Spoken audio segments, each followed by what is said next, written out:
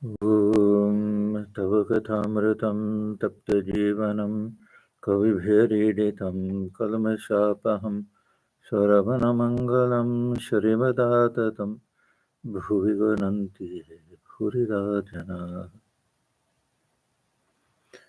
Your words are like nectar, bring life to scorched souls. They are praised by poets and remove all sin. They are auspicious to hear, wonderful and exalted. Those who spread these words throughout the world are truly giving souls. Welcome to our class on the Gospel of Sri Ramakrishna. We are on the chapter at the Star Theatre, Part 2. This is page 682. And this began, the date was Sunday, December 14th, 1884. And Sri Ramakrishna went to see a play about the life of Prahlad. And M was with him, Babu Ram, Narayan, and some other devotees. And after the play was over, Girish Ghosh took Sri Ramakrishna to the manager's room, and they're having this long conversation there.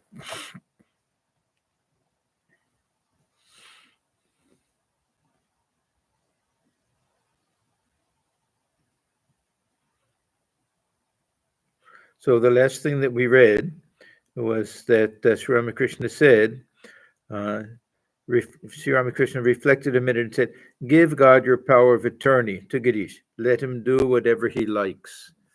Now, I don't know if this is before the famous incident or after the famous incident, but there's a much longer version of this when Girish came to Sri Ramakrishna one day, and his mind was in a funny mood, and he wanted Sri Ramakrishna to give him some instructions and tell him how to lead a spiritual life.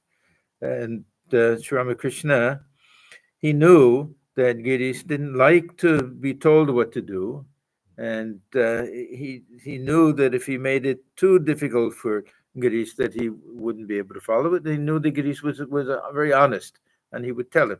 So this whole play took place, where Sri Ramakrishna would say, "Yeah, try to remember God morning and evening," and Girish would say, "No, I don't know. I may be drunk in the morning. In the evening, I can't do that. Before you eat." It went on like that, and each time he said, "No, I don't think I can do it. I'm not going to say I can do it if I can't do it."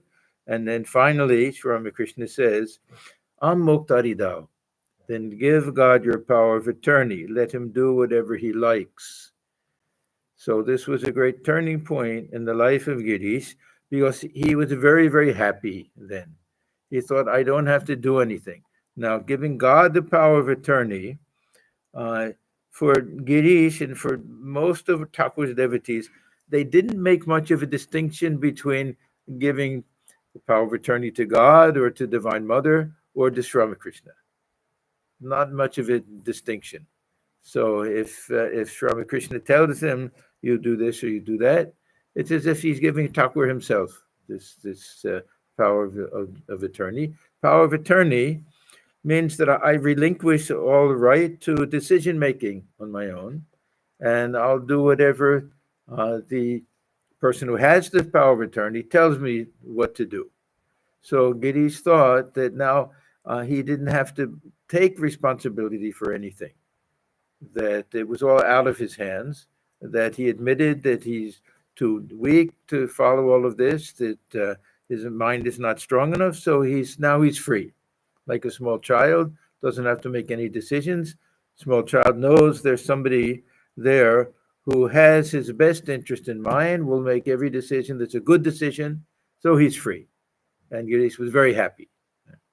Then Girish casually made some statement about, and now let me go to the theater, I have some work to do or something. And Thakur very casually also says, no, you can't say that anymore. You have to say, if it's the will of God, then I'll go You can't do anything based on your own desire to do anything anymore because you've given that power of attorney away. So then Yiddish said, he used to tell the others, he said, then I understood what I had done. That every moment I had to ask myself, every decision that I made, every statement that I made, I had to ask myself, is this, am I saying this and doing this out of this wretched ego of mine and with some selfish desire? Or am I doing it because I feel it's a divine will? Something like that.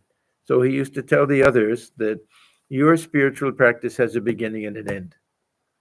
You do your meditation period, your japa period, your puja and everything. Mine has no beginning and no end. That every moment I have to ask myself this question.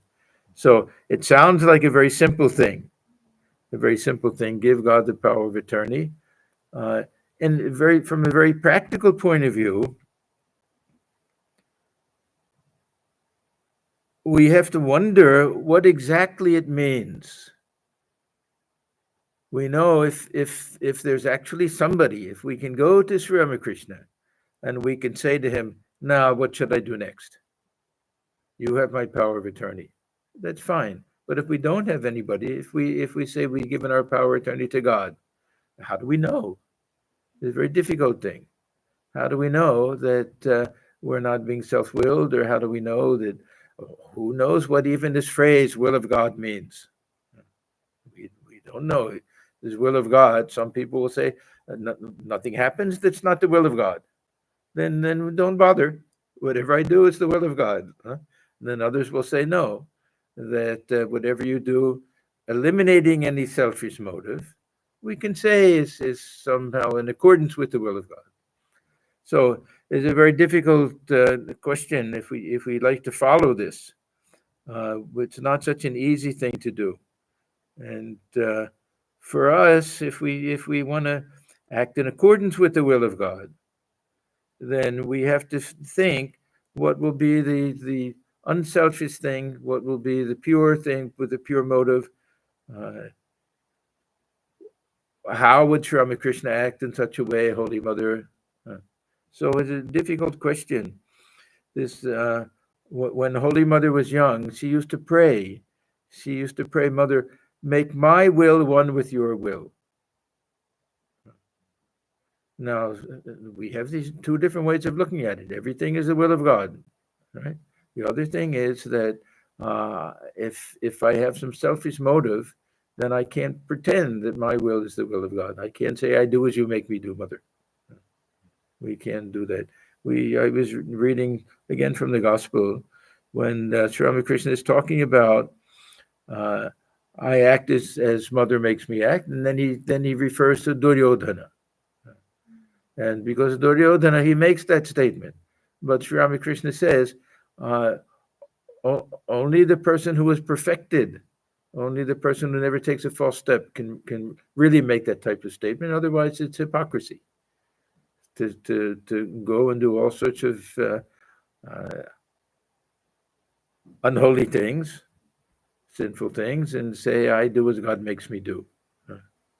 Then there's some hypocrisy there. So how do we, if we say I want to live in accordance with the divine will, then we have to think that how can my motive be pure? I have to analyze everything that I do and try to think what will be the best for everyone and for myself, and what will be based on dharma, what will be based on the higher teachings, what will be based on what we read in the Gospel of Sri Ramakrishna, and then hope that our decisions are right, because we don't. There's nobody there to stop us and say, no, I have your power of attorney. I want you to do this and not that. We don't have that. The direct disciples, they had Sri Ramakrishna there, but not always there, or Holy Mother, but not always. Uh, if the mind becomes converted into gold, then anything they do, we could say, is in accordance with the divine will. So this here, as I say, I don't know if this is before that incident, uh, when Thakur very casually says it or afterwards. But it says Sri Ramakrishna reflected a minute and said, give God your power of attorney. Let him do whatever he likes. So Thakur, this specifically, he gave this advice to Girish because of Girish's nature. But he used to give this advice generally also, to give God the power of attorney. He used to say, if someone is a good person, that they'll always have your best interest in mind. So that means have some attitude of surrender and not to be too self-willed, and try to analyze each moment that is there some pure motive behind what we're doing? Am I trying to do what I think is in accordance with dharma, which is the right thing to do? That's my understanding. That's the best we can do. Otherwise, yeah, it's all a question of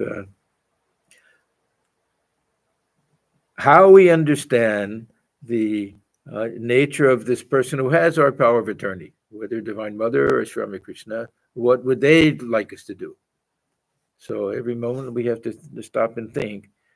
And most of the time we know, most of the time we have that little voice inside.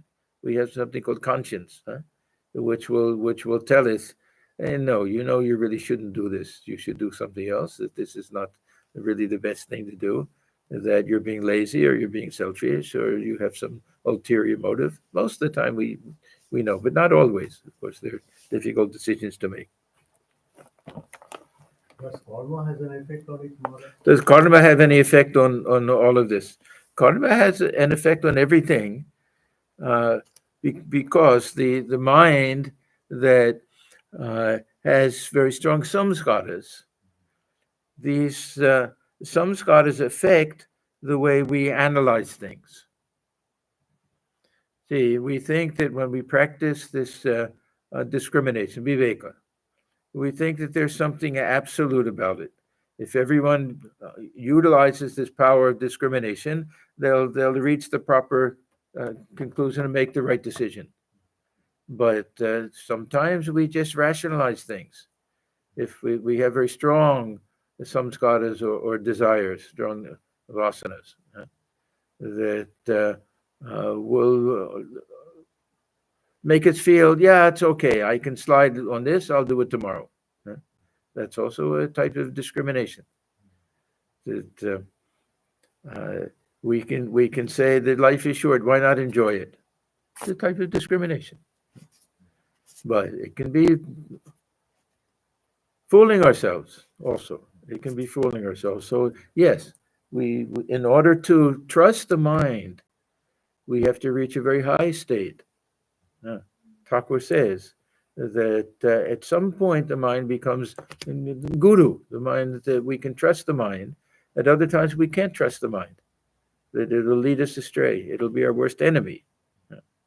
So that type of mind, we generally will say it's rationalization. Person who is analyzing things with that kind of mind may say that, yeah, I thought about it and this is the best decision to make. Why shouldn't I be happy? Why worry about the other person? That's also a type of discrimination. We would say faulty, yeah, but based on the nature of the individual, the samskaras and the karma, we can say, yeah.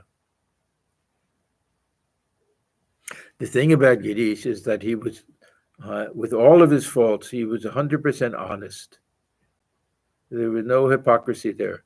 If he did some bad thing, he would just come right out and admit it and almost be proud of it. He wouldn't hide anything. So, and once he gave his word to do something like that, he really would do his best. And Girish got transformed through this. Yeah.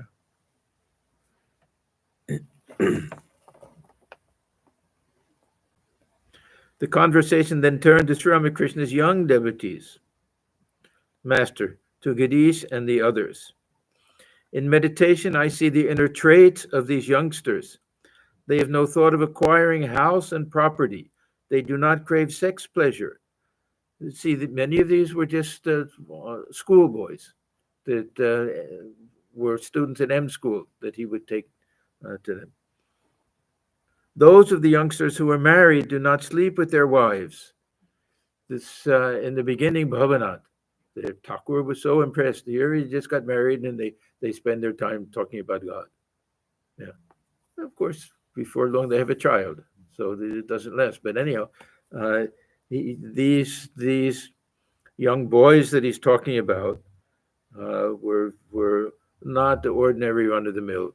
They were all very special, part of this lila, many part of this inner circle, we can say. The truth is that unless a man has got rid of rajas and has acquired sattva, he cannot steadily dwell in God, he cannot love God and realize Him. Now, we read things like this and we wonder how is it possible?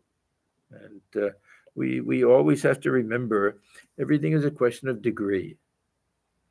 We will never become fully uh, free from a little bit of rajas as long as we have this physical body. Thakur himself says that a little bit of tamas and rajas. We have a human body and a human mind. It's a question of degree that uh, we want to eliminate it as much as possible. And the ideal thing is sattva with a tinge of rajas. So we have some energy, we have some enthusiasm for spiritual life, that we want to do something positive in life. So we can say Swamiji was the ideal example, sattva, but he had enough rajas that he could conquer the world. Oh, today it's 4th of July, everybody. So we had our puja for Swamiji today.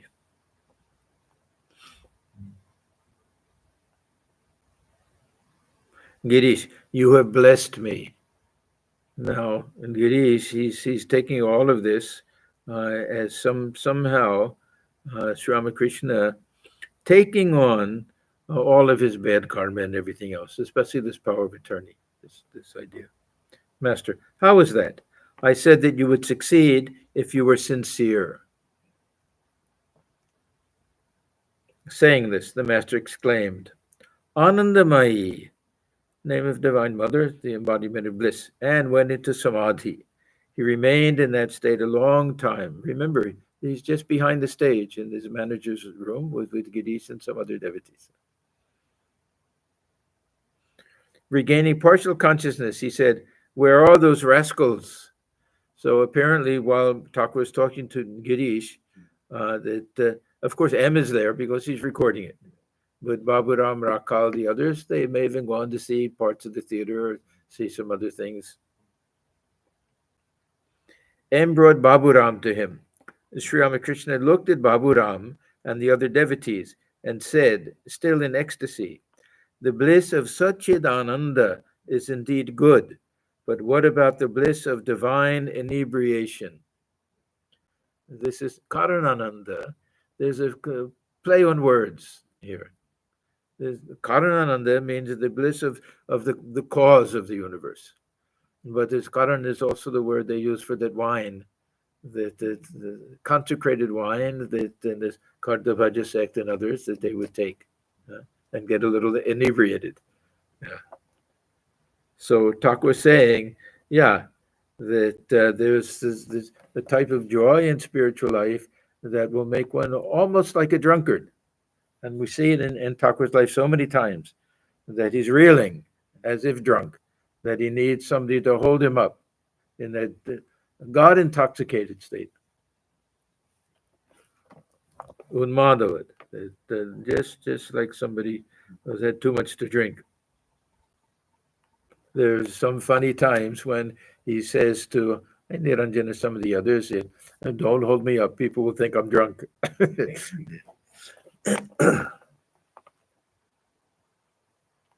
He began to sing. Once for all, this time I have thoroughly understood. From one who knows it well, I have learnt the secret of bhava.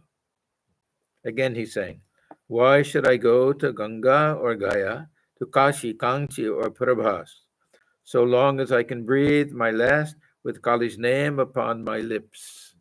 We get just a few lines of the song here. He probably sang the whole song.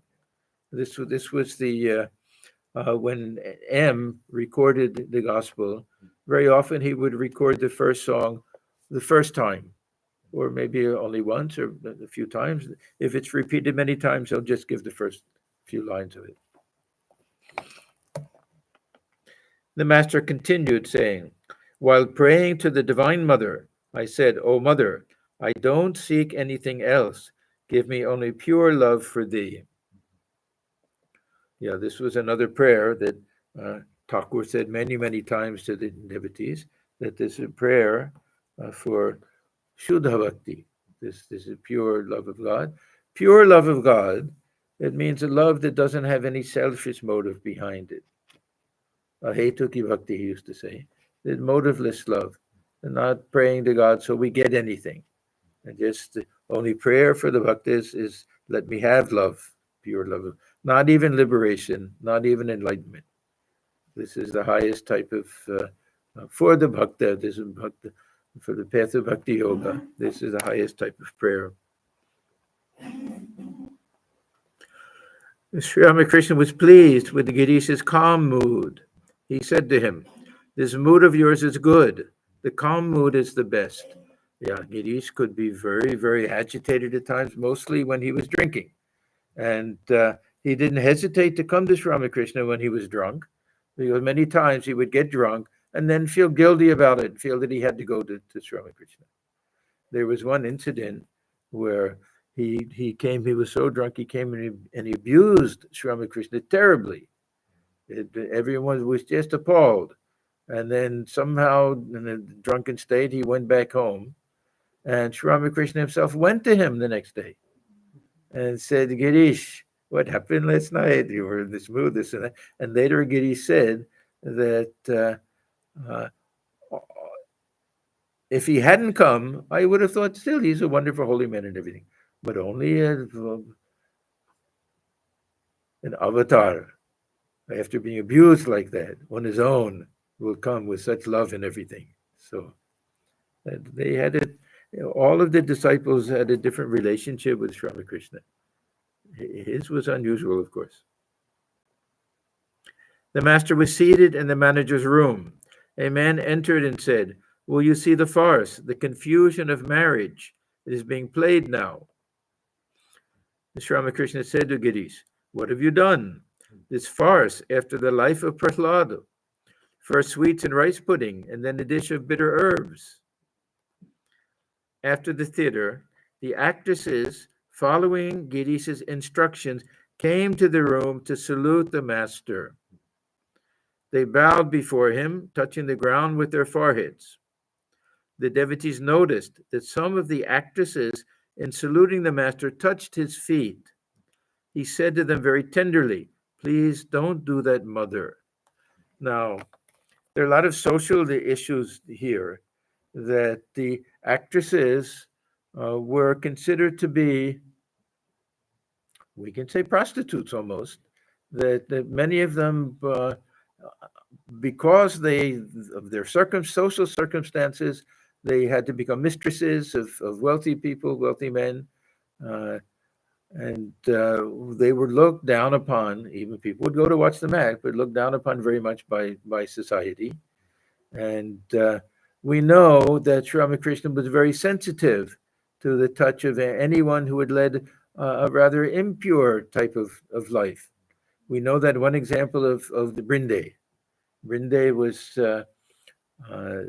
made of Mathur's house. And he wasn't prepared that day. See, it depends on the state of his mind. Without thinking, or on her part, and without him expecting it, she quickly came and took the dust of his feet, and he yelled out as if stung by a horned fish, something like that. Now, this case is a little bit different. And we know with Sri Ramakrishna, he didn't judge things the way that other people judge people, or things the way other people do. And somehow he had a soft spot in his heart for these women who, because of social conditions, were forced into this type of life. We find this in the life of Christ also. Some soft spot for those forced into a life of prostitution or being mistresses or something like that. And we find that they're touching his feet, and he's not jumping back. Oh, and give me Ganges water, anything like that. So, how to explain this? I was thinking about this when I read it earlier, and I wonder if maybe that he's really seeing the Divine Mother in all of them, and feeling shy that the Divine Mother himself should take the dust of his feet. I don't know if this is this makes sense to anybody else, but just thinking of Sri Ramakrishna's mind at that time, that maybe that was a part of it or something. But he said to them very tenderly, "Please don't do that, mother, or salute from a distance." But even allowing them all to come, uh, uh, this was something unheard of for a holy. First of all, for a holy man, a sadhu, to go to the theater was an unusual thing. Yeah, and uh, because of this, and because of the connection with this Vinodini and this Tara, some others, famous actresses, very closely connected to Sri Ramakrishna, Swami Brahmananda and everything, that there's a very intimate connection between the theater, actors in the theater, and Sri Ramakrishna. And I don't know if it's still true today, but they used to say that there would always be a picture of Sri Ramakrishna backstage in these theaters. So he became kind of like the patron saint of the theater because of Yiddish and because of course, his loving, compassionate nature. Anyhow, this is a beautiful picture, the image in the mind, to see all of them coming one by one with great reverence. So much reverence here, or women, young women, girls, who feel that everybody hates them, looks down upon them. And here is this great saint coming, allowing them to bow down. And some, of course, will want to take the dust of his feet, others will hesitate, but still, how much devotion they must have come to do that.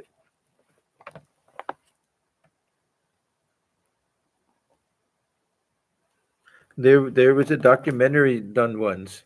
It was called, what was it called? Children Born in Brothels, I think, something like that. That there was, I think she was a British woman that went to Kolkata and and stayed in. There's a whole community. It's almost like a caste of these women who were forced into prostitution and little girls from a young age, and boys also who grow up in that's their family life. They grow up like that, and she had tremendous compassion and some type of connection with these people, and did her best to give them some means to get out, because for them to find some other means of making a living was very difficult. She was a photographer and a journalist, and she taught many of them photography, and some of them became well-known photographers, were able to break out of that chain. It's very hard in those types of cultures where everything depends. You do what your parents did. It just goes from generation to generation, and uh, to see how blessed they felt to be able to get out of that. There was another film, this Salam Bombay. Yeah, it'll just tear your heart out to see how these people live. Anyhow.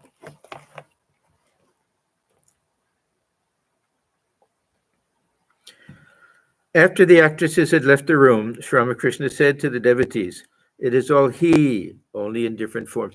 He, we have the word he. I would much prefer she." Yeah, talking about Divine Mother, he's seeing Divine Mother in all of them. The problem is Bengali doesn't have a he/she distinction, and in English that usually gets translated as he. Though this whole section, there will be a lot of things that in today's language we won't use this type of language. Now, people are very particular about uh, gender-specific words and terms like that. Anyhow, this when this was translated, this is the way it was done. So we can say it is only the Divine Mother in different forms.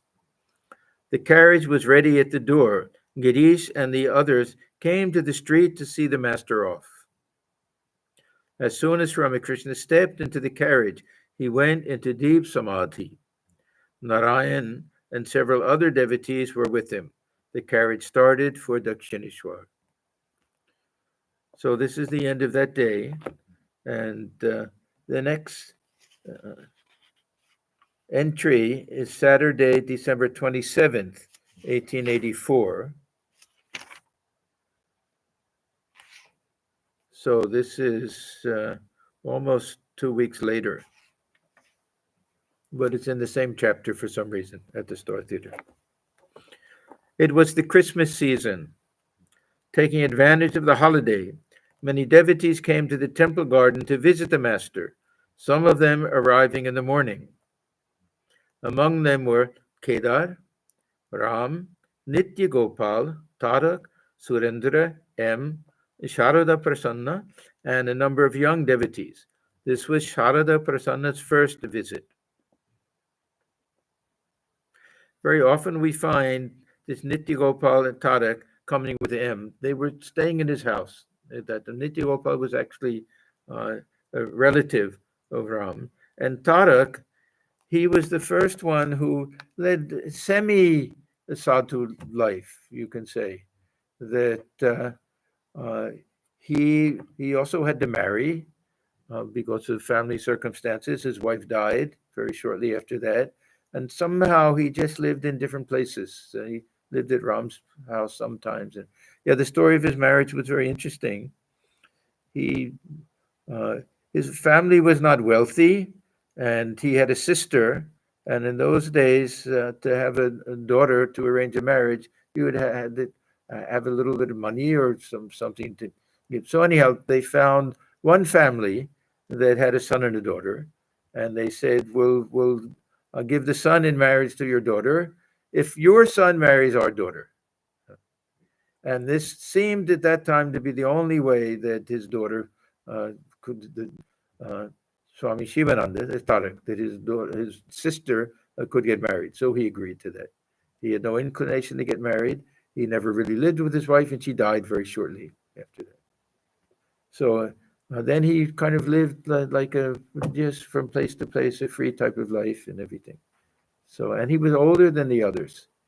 He was probably 6 years or something older than Swamiji.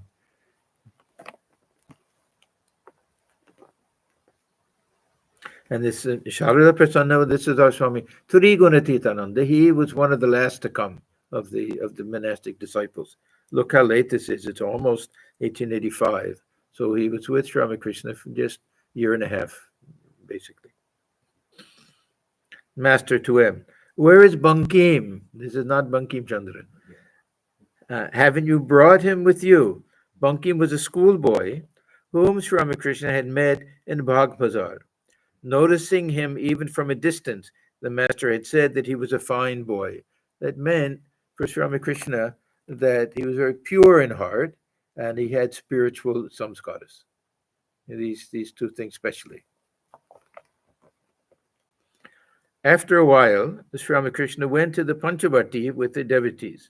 They surrounded him, some sitting and some standing. This Panchavati, it was where Thakur did so much of his spiritual austerities, but it became a picnic place.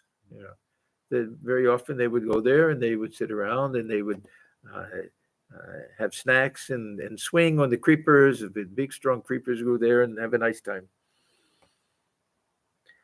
He was seated on the cement platform around the tree facing the southwest. He asked M with a smile, "Have you brought the book?" M, "Yes, sir." Master, read a little to me. The devotees were eager to know the name of the book. It was called Devi Jodhurani. Bankim Chandra Chakra. The master had heard that the book dealt with motiveless action. He'd also heard of the great renown of its author, Bankim Chandra Chatterjee. Not only heard, he met him, whom he had met some days before. We read that not too long ago, that long section, long conversation with Bankim. And he wanted to gauge the author's mind from the book. He had a good idea of Bankim, but Bankim left a bad initial impression. He was a little too smart with him. And he didn't present himself in a very positive way.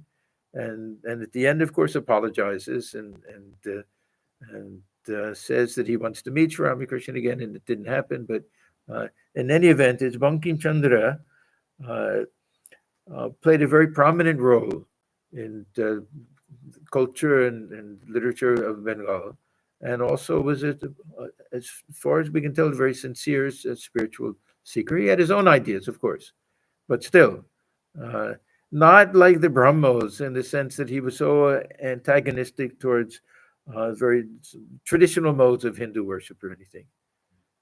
But he has his own ideas a little bit. Anyhow, we'll get to all of this.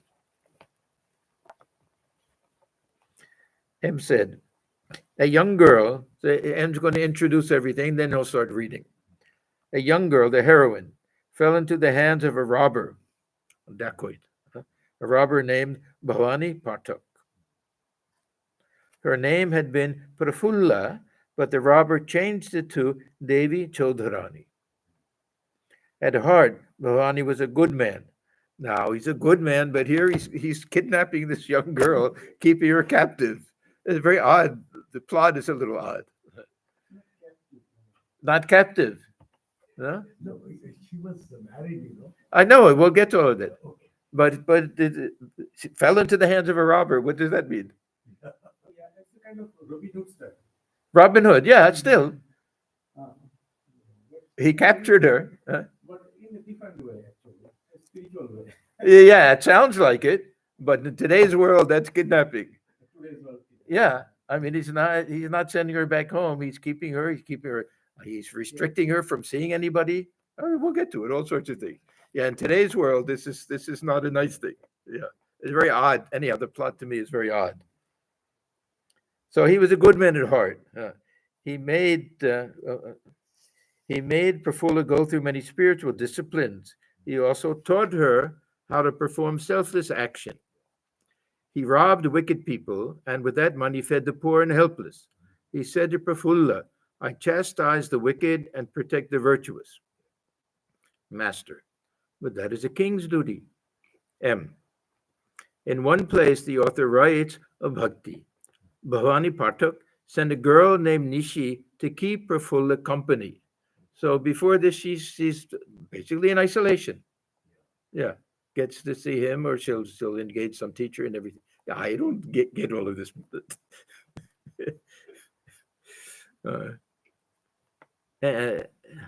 Bhavani Pathak sent a girl named Nishi to keep Prafulla company. Nishi was full of piety and looked on Krishna as her husband. Prafulla was already married. She had lost her father and lived with her mother. The neighbors had created a scandal about her character and avoided her, and so her father-in-law had not allowed her to live with his son. Later, her husband had married again, but Prafulla was extremely devoted to her husband. Yeah, so how she goes from living with her father to living with his, with her Bhavani Pathak. To Sri Ramakrishna. Now, sir, you can follow the story. And we'll start reading. Nishi, I am a daughter of Bhavani Pathak. He is my father. He is also, in a way, given me in marriage. So this father is telling his daughter, you're not going to get married. Krishna is your husband. Prafulla, what do you mean? Nishi, I have surrendered my all to Krishna. Prafulla, how was that? Nishi, my beauty, youth, and soul. Prafulla, then he is your husband. Nishi, yes, because he alone is my husband who completely possesses me. Yeah, this, of course, we find in the life of Mirabai, this type of idea. Prafulla with a sigh, I do not know. You talk that way because you do not know what a husband is. Now, when we read this whole thing, it's not very clear. Actually, this Bankim Chandra seems to like both attitudes. That he understands this idea of give everything to Krishna, but he also likes this idea of this devotion to the husband. We'll get both of these things. Prafulla with a sigh, I do not know. You talk that way because you do not know what a husband is. If you had a real husband, you could never have liked Sri Krishna. The foolish Brajeshwar, Prafulla's husband, was unaware that his wife loved him so much, even after he married again a second time. Yeah. Actually, in those days, there were cases where a man would have more than one wife, especially if first didn't bear any children, or even if one is in the village and one is in the city. Yeah, they could do these things.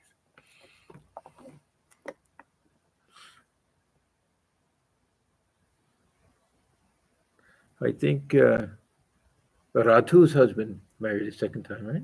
Yeah.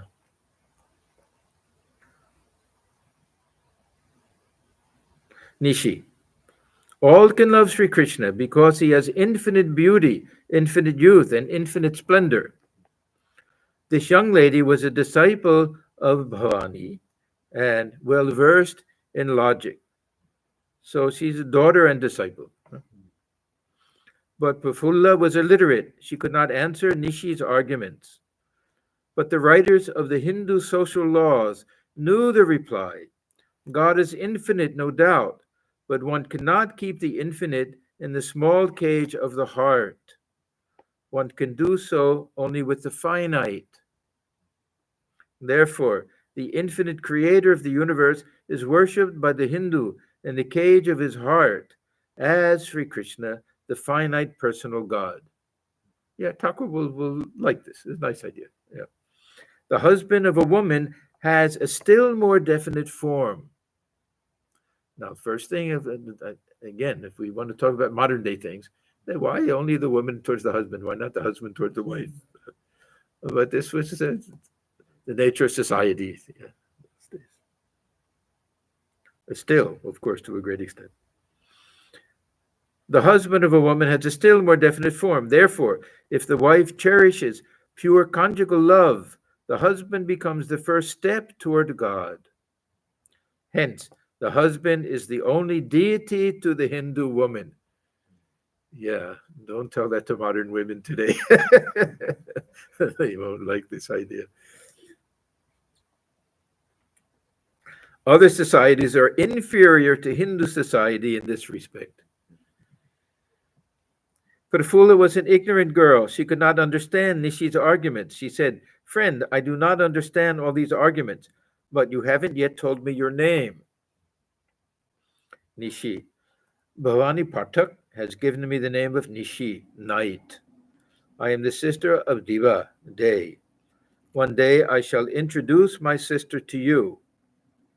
Let me continue what I was saying. God alone is the real husband, and to a woman, the husband is her only God. Now, how do we look upon this? She doesn't have a real husband because Krishna is her husband, or she has a husband, a human husband, and she worships him as God. Two different ways of looking at it, we can say. We have this Twameva Mata, Tvam Pita Twameva, the same thing. We can say God alone is my mother and my father, or my mother and my father to me are God alone. We can look at it both ways. Look upon the mother as God, the father as God. Both ways are good.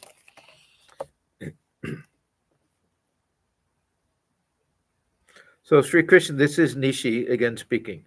This is the disciple of Bhavani Pathak.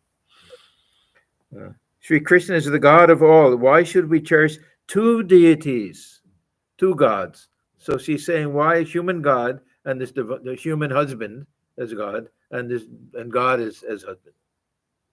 If you divide the little bhakti of this small heart, how little there will be. Prafulla, don't be silly. Is there any limit to a woman's bhakti? Nishi, there's no end to a woman's love, but bhakti is one thing and love another. Anyhow, it's okay. Yeah, it's not so bad, but funny kind of logic. Summarizing part of the book, M said that Bhavani initiated Prafulla into spiritual life. He continued reading. During the first year, Bhavani did not allow any man to enter Prafulla's house. Yeah, this is confinement. Nor did he allow her to speak to any man outside the house. During the second year, the rule about speaking was withdrawn. but no man was allowed inside her house. In the third year, Prafulla shaved her head. Now Bhavani allowed his select disciples to see her. The shaven headed disciple would converse with them on scriptural topics, keeping her eyes cast on the ground. M then read that Prafulla began the study of the scriptures, that she finished grammar, this is Sanskrit grammar, of course, and read Raghuvamsha, Kumara Sambhava, Shakuntala, and Naishadha, and that she studied a little of the Sankhya, Vedanta, and Nyaya philosophies. Now, how can this illiterate girl learn all of these things? It's something remarkable. Master, do you know what that means? People like the author of this book believe that knowledge is impossible without the study of books. They had that conversation earlier. That Thakur said that, and Giri said, and Bankim said, I also agree with that. Yeah, this was the view of the people of that day, the well-educated people.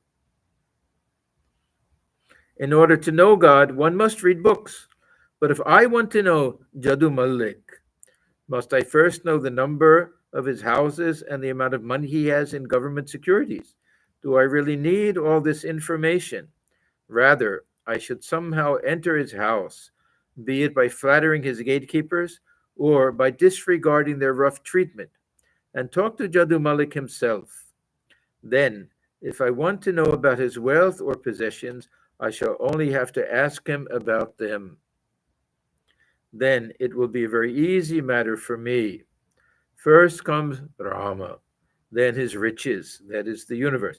That is why Valmiki repeated the mantra Mara. Ma means God, and Ra, the world, that is to say, his riches. The devotees listened to the master's words with rapt attention and continued with the story of Prafulla. Remember, they're all outside, a little picnic, reading this to all of them. Prafulla finished her studies and then practiced spiritual austerity for many days. Then one day, Bhavani visited her. He wanted to instruct her about selfless work. He quoted to her from the Gita, therefore, do thou always perform obligatory actions without attachment. By performing action without attachment, one attains to the highest. He told her the three characteristics of disinterested action. First, control of the sense organs. Second, absence of egotism. And third, surrendering the fruit of action to Sri Krishna. He further told her that no dharma is possible for the egotistic person. Quoting from the Gita, he said, the gunas of Prakriti perform all actions with the understanding deluded by egotism. Man thinks, I am the doer. Bhavani next spoke to her about surrendering the fruit of action to Sri Krishna. Again, he quoted from the Gita, whatever thou doest, whatever thou eatest, whatever thou givest away, whatever austerity thou practicest, O son of Kunti, do that as an offering unto me. These are some of the most well-known, famous verses from the Gita. Master, this is fine. So Thakur likes this. This part is quite all right with him. These are the words of the Gita. One cannot refute them. But something else must be noted. The author speaks about surrendering the fruit of action to Sri Krishna, but not about cultivating bhakti for him. No, that is not especially mentioned here. It's mentioned, yeah. I mean, that's part of it. We have to give Bankim a little bit of credit, but anyhow, not specifically mentioned here. Next, Prafulla and Bhavani talked about the use of money. Prafulla said that she offered all her wealth to Krishna. Read from the book again. Prafulla, like my actions, I offer all my wealth to Sri Krishna. Bhavani, all. Prafulla, yes, all. Bhavani, in that case, you won't be able to perform action in a detached spirit. If you have to work to earn your food, you will be attached to that work. Hence, there are two alternatives before you. Either you will have to get your food by begging, or you will have to live on your money. Even a beggar becomes attached to the alms he receives.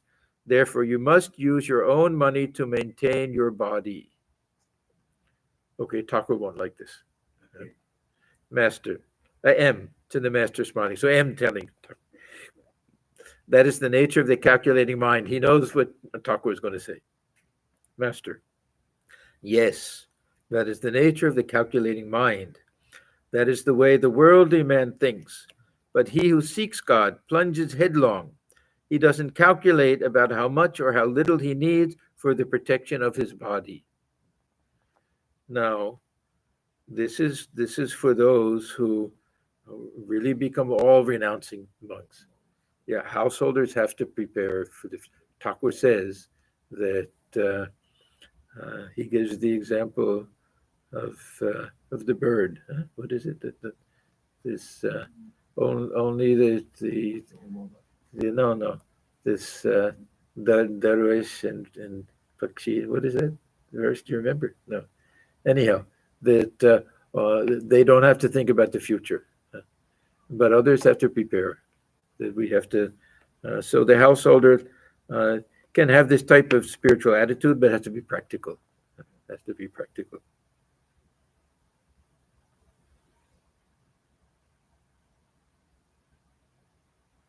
So this is why Thakur says, he who seeks God plunges headlong, but he who seeks God plunges headlong. He doesn't calculate about how much or how little he needs for the protection of his body. Some, of course, do it for the family. We read, of course, Ramchandra, he never really renounces the world, but we read here that he had a plan to do it. He would work a few more years, so he'd save up enough money, so the family is taken care of and everything, then he'll renounce everything. But I don't know what happened to that plan. M. Next, Bhavani asked Prafulla, how will you offer all this money to Sri Krishna? Prafulla said, why? Sri Krishna dwells in all beings. I shall distribute the money among them. Bhavani answered, good, good. He's the one stealing from the rich and giving to the poor. Quoting from the Gita, Bhavani said, he who sees me in all things and all things in me never becomes separated from me, nor do I become separated from him. That yogi who, established in unity, worships me dwelling in all beings, abides in me, whatever his mode of life. O Arjuna, that yogi is regarded as the highest, who judges the pleasure and pain of all beings by the same standard that he applies to himself. Master, these are the characteristics of the highest bhakti. Yeah, these are all words from the Gita, just quoting. And it's actually in the play itself, he just quotes the Sanskrit verses. There's not a Bengali translation or anything. And again read from the book. A man must work hard if he wants to help all beings with charity. Hence, it is necessary for him to make a little display of clothes, of pomp and luxury. Therefore, Bhavani said, a little shopkeeping is necessary. Master sharply, a little shopkeeping is necessary. One speaks as one thinks, the same things that he said to him earlier. If a man thinks of worldly things day and night and deals with people hypocritically, then his words are colored by his thoughts. If one eats radish, one belches radish. Instead of talking about shopkeeping, he should rather have said, a man should act as if he were the doer, knowing very well that he is really not the doer. The other day, a man was singing here. The song contained words like profit and loss. I stopped him. If one contemplates a particular subject day and night, one cannot talk of anything else. It's probably a Ram Prasad song. Well, the see is Ram Prasad. He worked as a clerk in keeping accounts in the very beginning. So he converted that the mother, let me be the keeper of your account. One of his first songs was like that. Sometimes the Thakur would criticize it. Maybe not criticizing Ram Prasad really, but sometimes it wouldn't fit his mood. There's another Ram Prasad song that, oh mother, put on your clothes. Bosun Purana. The doctor says, "What is this ridiculous idea? Stop singing this." But Ramcha's a nice song. Depends on the mood somebody's in, of course. The reading continued. The author was describing the realization of God. Prafulla had become Devi Chaudhurani. It was in the month of Vaishak.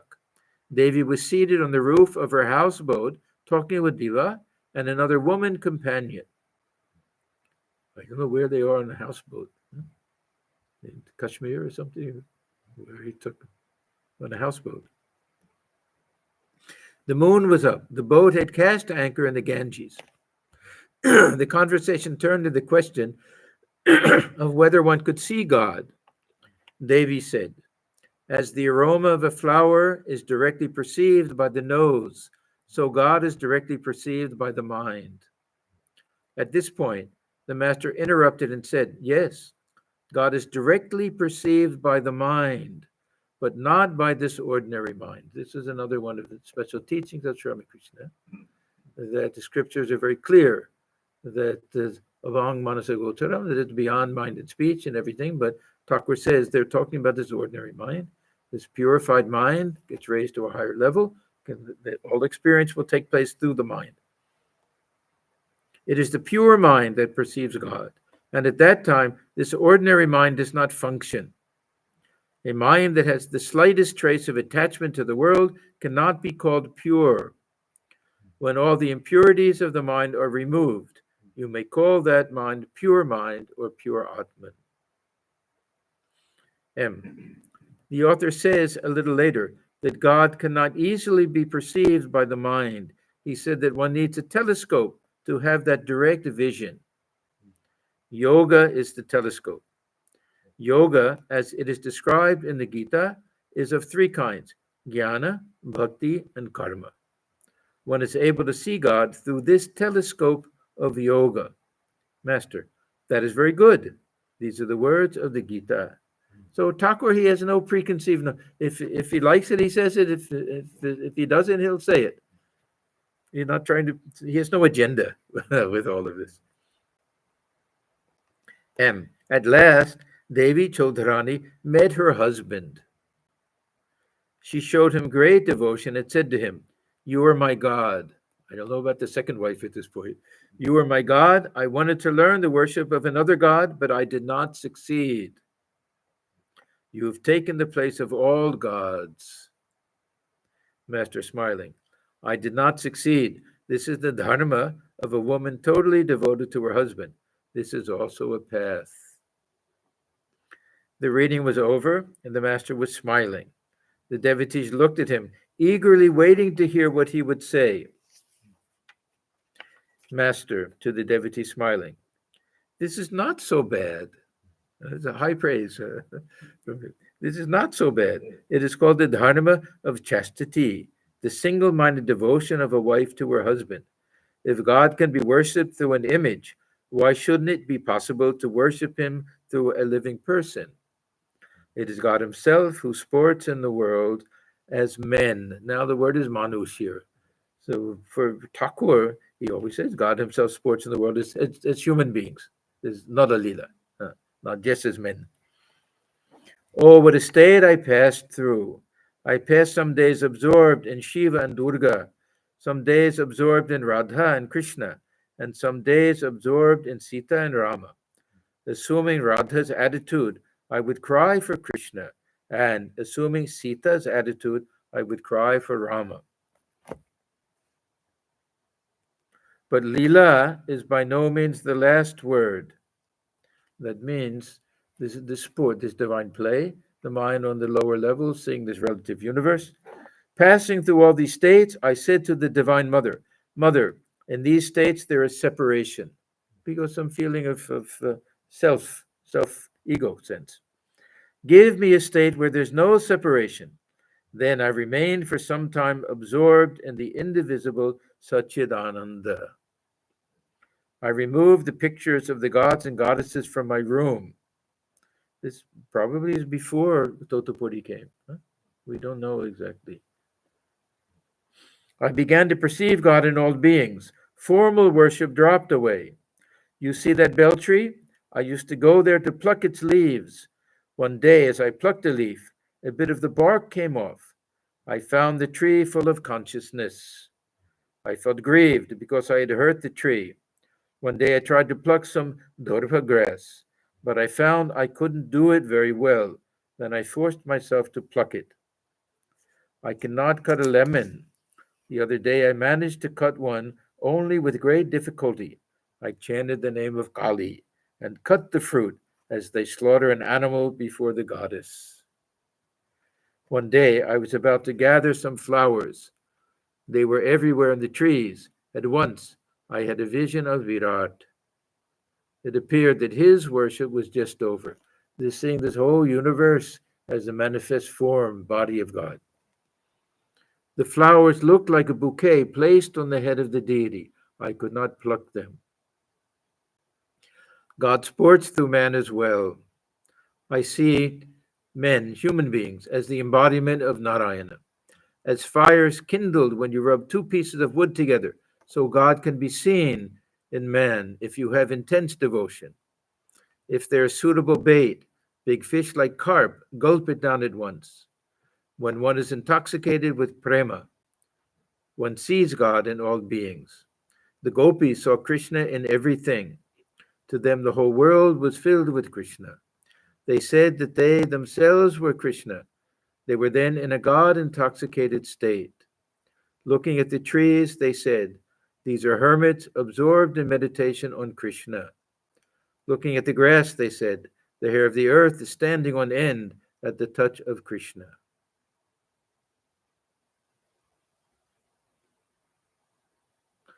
Devotion to the husband is also a dharma. The husband is God. Why shouldn't it be so? If God can be worshipped through an image, why not also through a living man? But three things are necessary in order to feel the presence of God in an image. First, the devotion of the priest. Second, a beautiful image. And third, the devotion of the householder.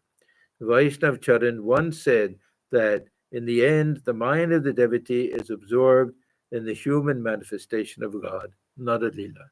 That became a very, very important thing for Sri Ramakrishna.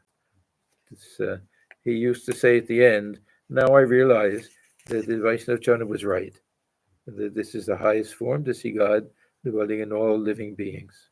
So we'll stop here. This is the middle of page 688.